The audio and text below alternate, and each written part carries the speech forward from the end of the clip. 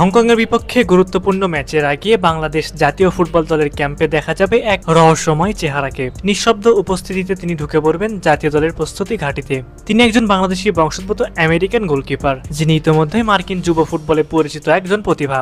Defence, midfield কিংবা forward সব পজিশনেই Bangladesh football federation চেষ্টা করছে বাংলাদেশি বংশোদ্ভূত ফুটবলারদের অন্তর্ভুক্তি করার জন্য। শুধুমাত্র গোলকিপিং পজিশন নিয়ে কোনো আলোচনা ছিল না, তবে এবার ঘটেছে সেই প্রত্যাশিত ঘটনা। বাংলাদেশের হয়ে খেলার জন্য আগ্রহ প্রকাশ করেছেন একজন ভয়ঙ্কর গোলকিপার, যে গোলকিপারকে এবার টার্গেট করেছে বাংলাদেশ ফুটবল ফেডারেশন। সবার প্রত্যাশা ছিল কোনো একজন বিদেশি গোলকিপারকে লাল সবুজ জার্সি গায়ে দেখার।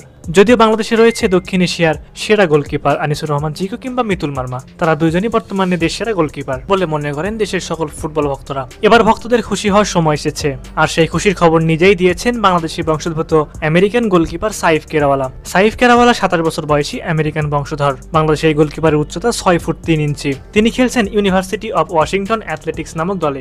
বাফুফে চাইলেই তাকে আগামী অক্টোবরে হংকংয়ের বিপক্ষে ম্যাচে খেলানো সম্ভব। গুঞ্জন রয়েছে বাফুফে ইতিমধ্যে তার সাথে যোগাযোগ শুরু করে দিয়েছে। চলতি মৌসুমে ক্লাবের হয়ে বেশ দারুণ পারফরমেন্স করছেন সাইফ। ক্লাবের হয়ে দুর্দান্ত ফর্মে রয়েছেন তিনি। তার সুবাদে দলটির নিয়মিত মুখ এখন তিনি। দলটির কোচ বলেন সে দুর্দান্ত গোলকিপার, তার প্রতিভা একজন পরিশ্রম তাকে সাফল্যের পথে এগিয়ে নিয়ে যাচ্ছে। সাইফের এমন ধারাবাহিকতা দেখে মুগ্ধ বাংলাদেশ দলের গোলকিপিং কোচ।